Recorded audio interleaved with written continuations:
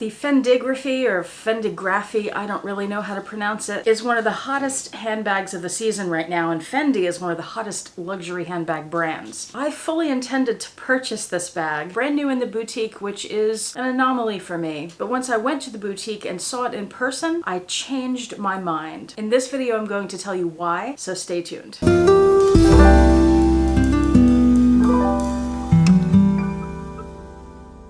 Hi YouTube, I'm Autumn Beckman. Welcome to my channel, or welcome back to my channel. My channel is all about luxury living on a budget. From high-end luxury handbags and small goods to the everyday luxuries of life. If that sounds interesting to you, please make sure you subscribe, click the bell notification icon to be notified when I post new videos, and be sure to like the videos that you enjoy. And one of the perks of subscribing to my channel is you get to see my community post on your YouTube homepage where I post deals, discount codes, sales, and rare finds related to these beautiful things we love. Today we are talking all things Fendigraphy. I think that's the correct way to say it, but I don't know for sure. This is that spectacular hobo bag from Fendi that we have seen everywhere lately. I keep having ads pop up for it. It was finally released. The photos and the advertisements make it look stunning to me. That Fendi on the bottom of the bag in those giant gold letters speaks to me. It was beautiful. I love it. And hobo bags are really in right now, so this looked like a fantastic piece. It looks like something classic and timeless, but then it's got that punch on the bottom. And that's one of the things about this bag. It's had so much hype and so much media attention around it on social media and advertisements that my guess is a lot of people are considering buying that bag, and a lot of people don't live near a Fendi, so they're going to order it online, and you're not going to realize these things about the bag until you get it in person, and then you have to deal with all the hassle of trying to return it. So I'm hoping that what I have to tell you in this video will be helpful if you are considering that bag. Now, I don't usually purchase luxury bags brand new. I don't usually pay full retail price. Most of my collection is pre-loved, and most of my collection consists of pieces I have found for a bargain, relatively speaking. But my friend and fellow YouTuber Yota Style was coming into town. She came into town recently, and we were already planning to go to the Galleria, and I wanted to celebrate her being here by buying a bag in the mall. I considered many things, and one of those was the Fendigraphy. I researched this bag online before we went to the Galleria, but it hadn't been released yet. It was just about to be, so there were no videos on it yet. I loved the look of it, and I also researched all the different options. There were two sizes that the bag comes in. One is a nano, which is about this big. It's maybe 6 inches across or so. And then one is the small, which is maybe this big. It's maybe 10 or 12 inches across. The nano size could be used as a tiny handbag, but it also has this clip on the top that you can undo, and you could attach it to another bag as like a bag charm, or you could hang a longer strap from it and carry it as a tiny crossbody. That bag retails for $1,290 US.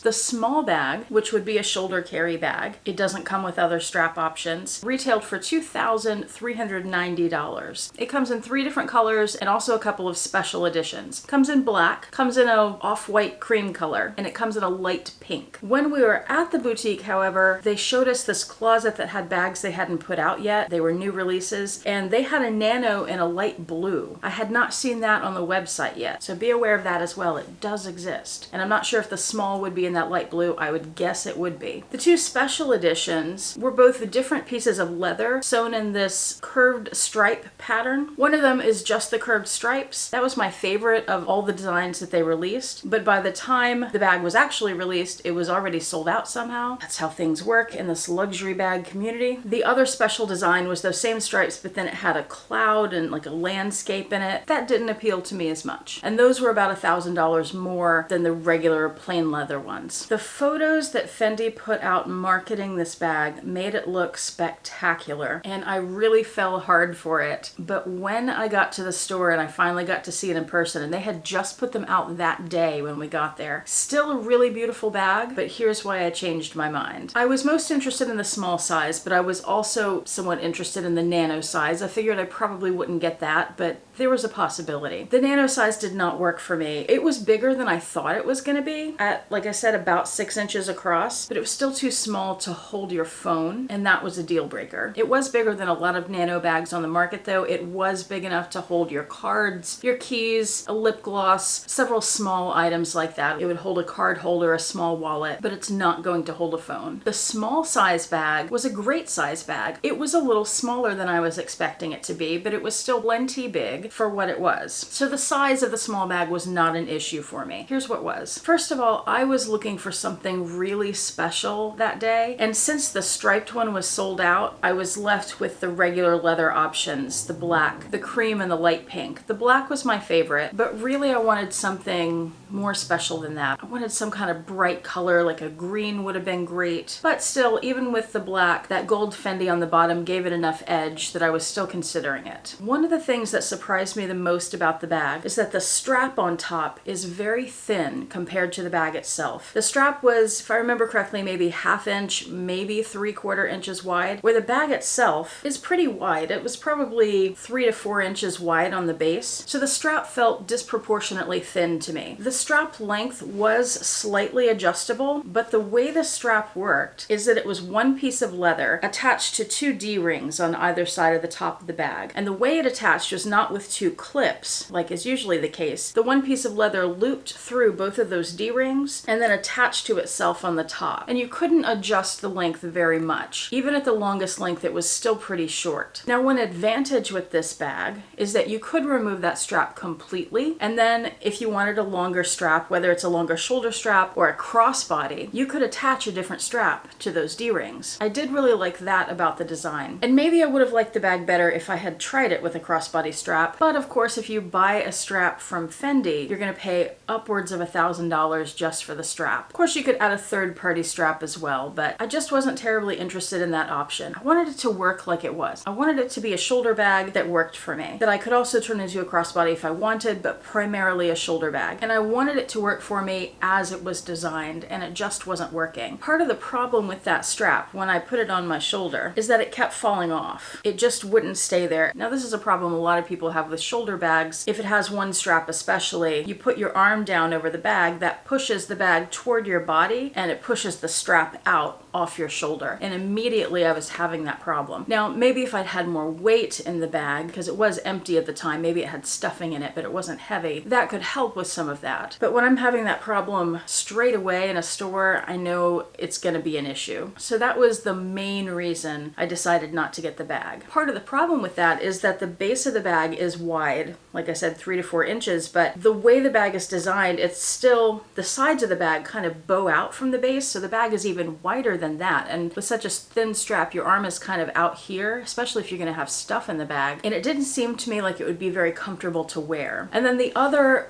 big thing that struck me about this bag when I finally saw it in person and that made me decide not to get it is in the advertisements, the bag is often worn. Okay, I'm going to show you a little example. Grab this bag here, even though this is not a shoulder bag. Let's pretend that this is the Fendigraphy and it has the Fendi on the bottom, right? So in the advertisements, the bag is often worn over the shoulder and the person's turned like this and you can see the Fendi on the bottom very clearly. Or they're standing like this and they've got the bag out like they're swinging it around. But of course, that's not how people actually wear a hobo bag. You wear it on your shoulder, the base faces the floor, and you don't really see the bottom. And that was the problem with this bag. The Fendi, which is the main draw of that bag, is pretty much hidden when you're wearing it normally. You really would have to make a conscious effort to turn the bag where it's sitting kind of sideways and people can see the Fendi on the bottom from behind you. And so for those reasons, I decided not to buy the bag. And it was a quick decision. It's not like I struggled with it. It was pretty much as soon as I put the bag on, I knew, oh, that's not gonna work. And that's my Fendigraphy story. I hope that was helpful for you, especially if you've been considering this bag. Thank you so much for watching. I do appreciate it. Hope to see you back here next time, and I hope you have a fantastic day. Bye.